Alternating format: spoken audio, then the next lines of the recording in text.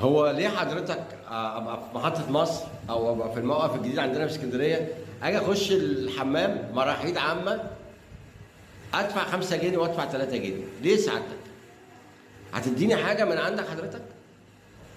يعني انا مش فاهم والله العظيم ثلاثة.